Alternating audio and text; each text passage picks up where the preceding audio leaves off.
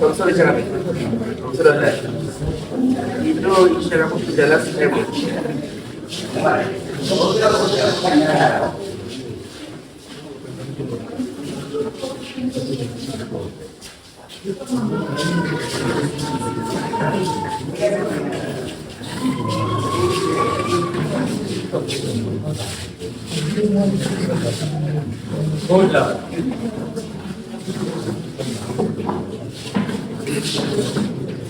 itu isinya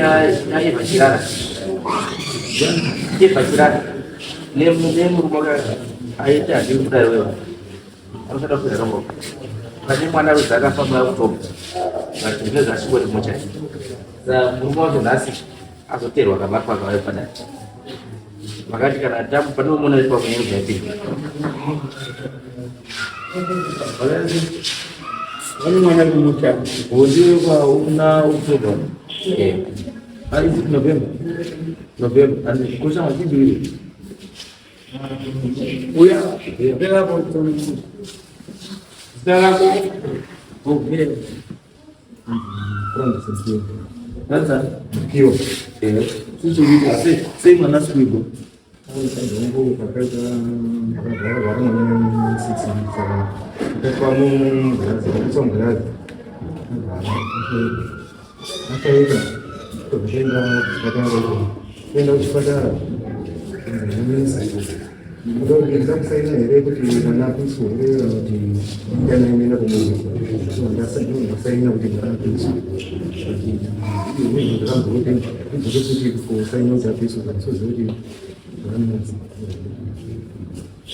Salvou o novembro, mas já o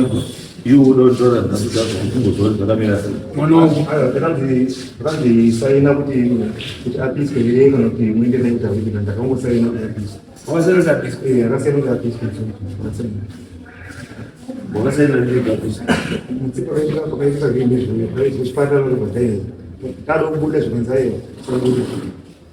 sai na coisa sai. Então tem ainda na igreja que não é 6 months, não é do artist, não sai na artist. Diz ele. Akasaina kuti mwana aiswe muMortuary ndobva zvanzi tinozodaizayo neFriday Sapete mungu. zvanzi musure manje nepamunozouya mopisa mwana badazi mande yagona kuti handei ndobva aramba ndobva ndaenda namwene wangu apo akasvika zvanzi michini yakafa tinozodaidzisana michini yakushanda badazofonirwa yeFriday ibikiro rozvanzi michini yakaiti uyai vadamuti handei ndobva aramba aingoramba chimwe tinoenda mangwana akasvika kuti tinoenda mangwana kuburikidza nekuti anga akugara nemumwe mukadzi musi wandabva kuchipatara inini ndo musi watama pamba akugara nemumwe mukadzi kuchipanga Isusu zvokuti hapo mugara nomwe mukadzi hazvimabasa but isusu kuti usaite munhu ane unhu hwakadaro hwokuti mwana wako shuwa ari right nyangwe kana mukadzi wacho ari kugara naye kuchikana uri mukisa ndani mukadzi uri kugara naye kuchikana uri mukisa wetomukisa sei pfungwa dzako dzakambogadzikana here kuti mwana wangu inini apa ari muMortuary since November handiti last year November handiti then you tell me kuti aziwo uita kuti aziwo ndakati mwana apiswa ndakasaina handisi kuramba kuti wakati mwana apiswa izvo wakazva kuti mwana asati apiswa wakaitei Ndonotera. sei uramba uda kumirwa iwe uta ndoda kuda kutsvagwa iwewe kuti mwana apiswe mwana wako iwewe asi uda kumira kuita zvokutsvagwa iwewe why Mungu kwa mambo ni nyaya kade. Indura be responsible right? Mwalo hadi wako. ndio saka kuda mzuri pa Ndio zuri pa. uzozozvatidia ndezvemishonga iyo muda vashandisa mwana kurombesa mwana zvinoitika chaizvo kuzana munogara nemwana ka mune reason why munogara nemwana asikaui munogara nechitunha mumba for 6 months kana 2 weeks chaizvo unongwe nechiurongwa nemunhu iye akafa ndizvo zvamutaura Nechirara hope dzinouya. akabata kugoridhe kumakomba neshamwari yake vakarumbisa ini ndine vana 3 weeks vanongoita mamisikereji akasvika pa6 months hadari anobva afa mwana akanudza ndiyo ndakapedza newe mudhara vanakafunga kuti dondisiya rinogara ndimwe murume feel free enda before wakabata mwana wakabata makairi akakwana udiki umwe uyo ari kuchipatara tisi kumuviga nekuti ndo pane mari yedu tikakasika tamuviga gomba hakuchabvi mari ndezvakanitaurira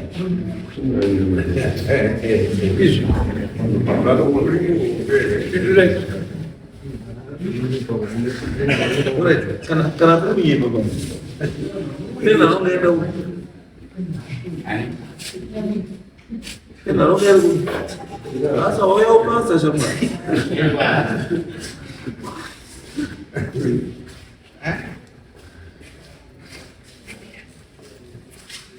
mangwana ndoti muite make sure kuti mukoma nawo aenda kumochari nemukadzi wanotora mwana wauiga mwana kana asakauya kunouiga mwana chibva mavhura warindifarisi mangwana. Yes. Rema munzi ndoshandira ndiwe ndinobatana naye papi kuti azotsvaga zvakawanda ndoda kuti azoziva kuti ndinoita nezvo mazwa baba ndosaka ndari kutaura kuti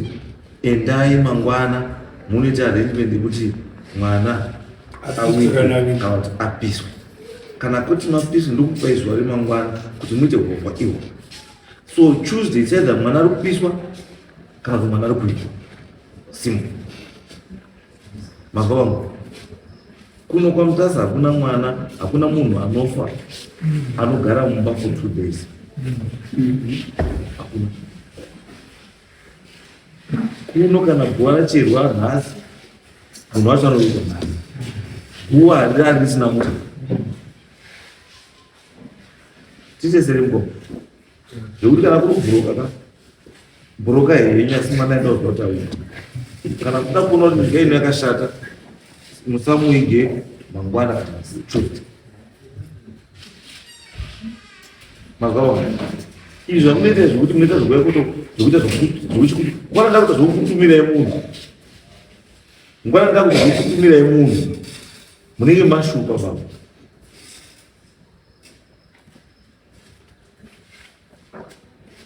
munenge mashupa baba ndosati kudara ndakataura kuti kana ndichida kuti uuye kudara unoita sei unouya ndichida unouya mangwana pano mwana watori murodhi waenda kuti wakwarari izvizvi pakumwe kana uri kwarari kumwe kwatitatishini kana uri mwana yapa Mutasa uri kwarari tinouya kokutora saiwo usamuzinyepera kwepapena kamba wanga ndozvifungira kuti nhasi unotorwa wanga uzvifungira izvi sohatidizvota itai munhu kwai itai munhu chaichaiyo ndirikumuroti anditsungire zvinhu zvake zvakandika ndosvika rinhu risingabati mwana kuti akandizoti achandivira saka ndakamudzoti papa kako handivira kusati wanditsungura zvawakaita nekuti takatofamba tisise mhuri akabvumoti zvechokwadi ndakabata ndakashandisa mukadzi hazvinetsi uyai pano musesana sandi shamwariyo hazvida kuteera sandi ndokuda parano kana une zvawakaita mumukadzi uyu doti zvibva zvaitwa obva wato musunungura munhu iwo continue life yako asi kana uda kuita mari kugoridhe usashandise wana wewani kuti uite mari because the next thing zvikabhava it means wakunoisa kuti pamukadzi waurugara naye mupeni aronga handiri munhu anoromba tokudzinga mpena nokudzinga mupeni aronga iwewe tokubhana haumucheri pamupeni aronga ikatozvibata kuti wakaromba uri mukuromba ndokuburitsa ivi tokudzinga inoenda dziri kupedza mari dzavo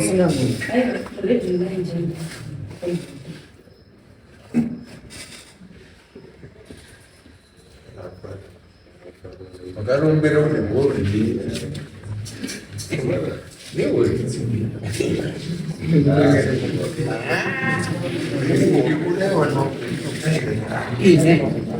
vane muti kufumisa vamwe ropa rangu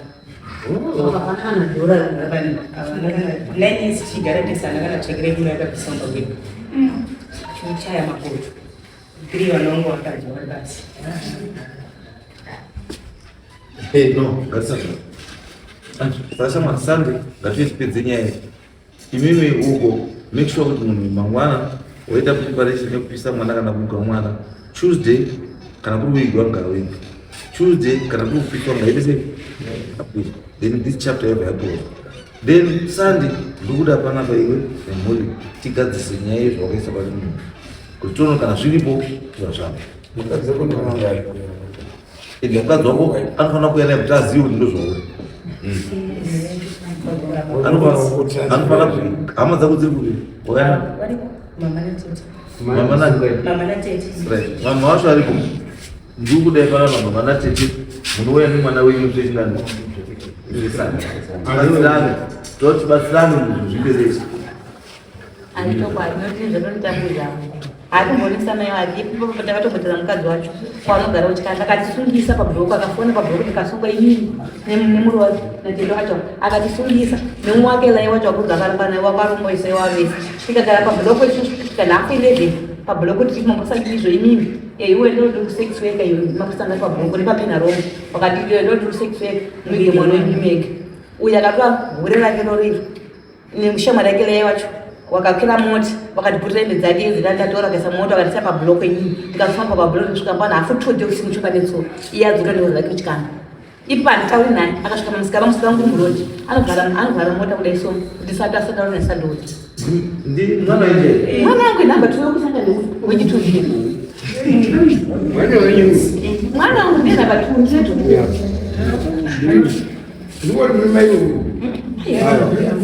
uyu saka tiri takatofundisa takadai kuti vamototandafire susu tatakurorera kuti ambai andondourorwa ambai kwatoana mapureti atiwanda nemuti panenge pano akapindira mukudai so atiwanda mapureti kwamhani pabhuloku kwakunodhizana pabhuloku tichika pabhuloku zvanzi mota idzike muna wasungu vari vakizine pamukadzi womunhu tikanga akasiya pabhuloku nhafu 11 anasi kuti achipere kwandisi nemwana akasvika pasika vangu inanotizanzii mahwindi emota kuti asandoni kunditukanzinzigondire kutora mota yake kuti pasika pangu kwakuvhura mota kwakuridza rezvishanduloya una anositerezera wina pamusika pangu asakauna kutotanga kuti urikusangana nhasi bani ndini ndakamuchekerera kubake ndasiyana nhumbu yake ne6 months kumuchengeta ndini chinenge chaitika chirembwa chanzikudzamea pamwana iyi ndinanzi ndaenda kusainiwe nababa wacho kuramba nhasi atoka mafike kuuya mubwana ndakasiyanawo mwana kuramba nhumbu yemwana ndakaita mistake yobva yabato ndichinyamusa uyu zvikabvasira wazoita senhumbu obva ndimhanyisa kusvika ndibereke uyu ari mumaoko nhasi loshoka kuda kuti amboita zvakuita kwakubhirisa hure kusungisa mai wako kwakuiza hure mumota kwakutengesa mota kwamuse nhafu 11 ndousiku kuti pabhoro kwakuenda agura mari kupenhalonga papenhalonga akagura mari sajeri nemu vantu vakapiwa mari naiyo balomaka ikisvika mupolisi takamhanyisa kana mukuru washangidze kuti munhu monyari nemukadzi ende kuchipatara motaura kuti uya akasaina kuti mwana apinde muchari tanga tine chikombe nindi sex worker muchipinda maafidavhidi mupisa mege mwana wenyu wompurisa ndiyo papenhalonga notizogene makalasi vakaaaari iri ndikadzimbuya munopindira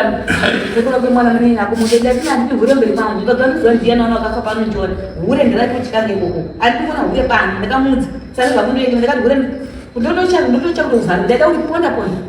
hure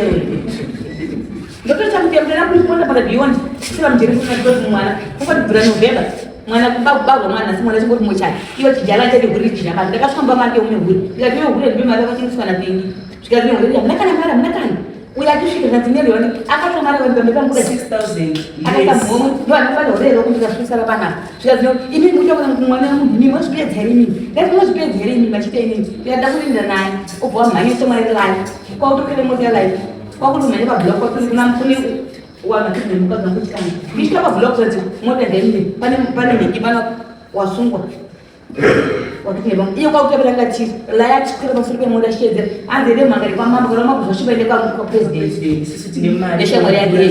haikuliza mali dollars milioni visa ndianga ni 6000 mali hii ndio ndagera kwa mambo ikana chikumbu cha chena chini mwana soka amiruti ndikatenga faini za ndika ya suzi na chino chimtaura kuti wauya kwa mambo wakuudza mwana usakauidza mwana uchazoona kuti mambo asina kana sendi anokudini kuchengeta shoko kuti chikoro bure sekubirikisa hure kuti mai yangu ana masazoda akafasondira akafanya beyond pa hure rakatasaura no it's okay ndingati mugadzirisa chiita shamwa dzadadini chiite zanizi chingeda mwana sanje kana chiite zanizi ndakutaura mambo asina kana sendi ake rega kuita zvandikutaura izvi wozoona kuti munhu asina sendi wakashata handi ngatisanganisana inini imimi uko ndoda ripoti yangu Tuesday